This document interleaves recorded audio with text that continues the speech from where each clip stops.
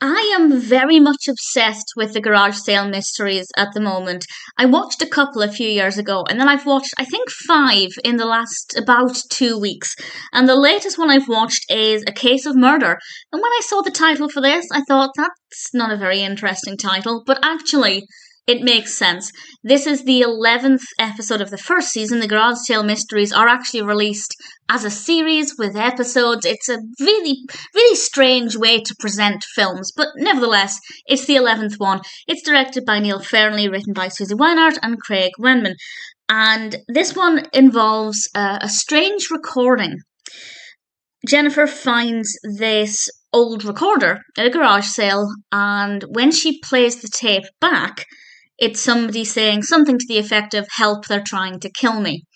And very quickly, a body is found, and Jennifer finds herself trying to work out who would kill this person. And I'm so thrilled to say that I did not work it out. I've mentioned this before, not just with the context of garage sale mysteries, but certainly with these films as well. I don't like it when I work it out too soon. And thankfully, to date, there has only been one garage sale mystery where I knew, or, thought I knew who it was before the reveal. I had no idea with this one, and then I would become really suspicious because there was a really good clue, and then my opinion would switch and I'd be thinking it was somebody else, and it was a real roller coaster.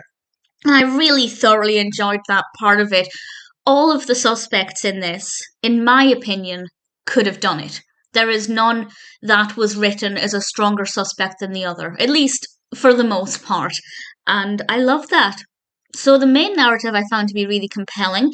It made a lot of sense as well. I won't say what happened, and I don't want to go into too much detail.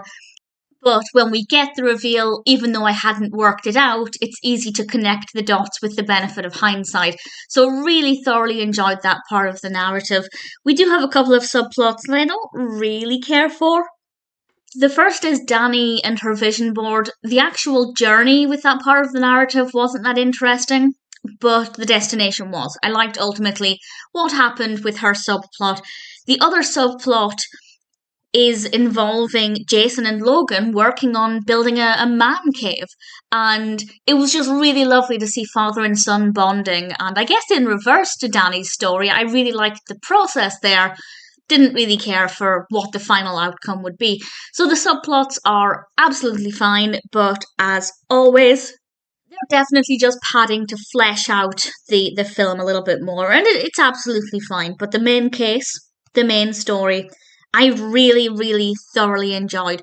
I wouldn't say it's my favourite so far in terms of the story. For example, there's one, a novel murder or novel murders, which heavily focuses on classic crime literature. Really, really love that.